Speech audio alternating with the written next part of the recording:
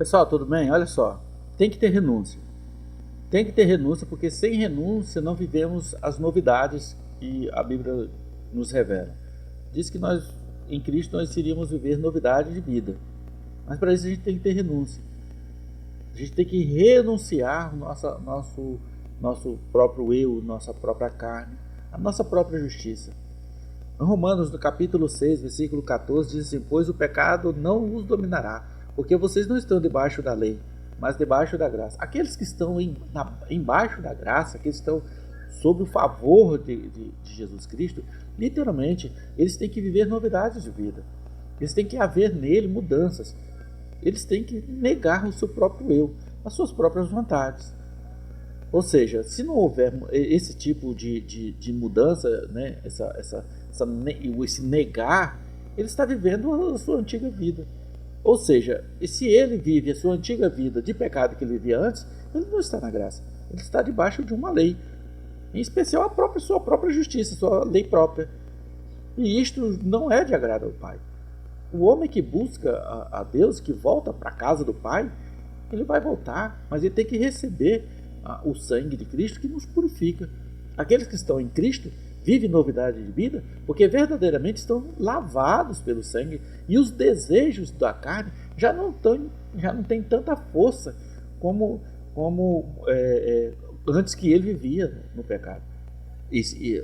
O pecado vem, só que não tem mais poder nenhum de domínio sobre aquela pessoa. Por quê? Porque ele vive debaixo de uma graça, de um favor. Então já não é ele mais quem vive, é Cristo que está vivendo nele agora, certo? Mesmo porque nós vivemos sob uma justiça de Deus.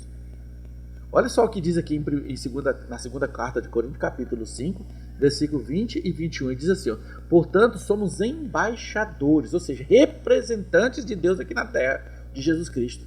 Então, portanto, somos embaixadores de Cristo, como se Deus estivesse fazendo o seu apelo por nosso intermédio. Como não? Né? Eu digo que Deus está fazendo o seu apelo por Deus, né, o nosso intermédio. Por amor a Cristo, lhes suplicamos, reconciliem-se com Deus. É uma mensagem de Paulo forte, chegando aos Coríntios, mas nos revela isso para nós também agora. Aí no verso 21 diz assim: Deus tornou pecado por nós aquele que não tinha pecado, que é em Cristo, para que nele, em Cristo, nos tornássemos justiça de Deus. Nos tornássemos justiça, ou seja, nós somos justiça de Deus em Jesus Cristo. Deus nos fez justo. Deus nos separou aqui, como diz aqui no versículo 20, Deus nos separou como justiça para que nós fôssemos representante dele aqui nessa terra. Versículo Romanos capítulo 4, versículo 25, que ele, no caso falando de Cristo, ele foi entregue à morte por nossos pecados e ressuscitado para nossa justificação. Ou seja, somos justificados, nos tornamos justiça de Deus em Cristo, somos representantes, embaixadores de Deus aqui nessa terra. Para quê? Para ministrarmos a palavra dele, né? Como diz em Romanos, nós não estamos mais vivendo debaixo de uma justiça do pecado, de uma lei, domínio do pecado. Nosso domínio agora é de Cristo. Cristo nos domina, Cristo vive em nós. Já não somos mais quem vivemos, mas Cristo está vivendo em nós. Vivemos uma novidade de vida em Cristo, ou seja, vivendo as graças e favores de Deus. Amém? E as vitórias dele, segundo o desejo do coração dele para nós. Amém? Fica com você essa mensagem. E guarda no íntimo do teu ser que tu és justificado, e que tu és justiça de Deus, e que o pecado já não tem mais domínio sobre você. Deus abençoe. Até o próximo vídeo.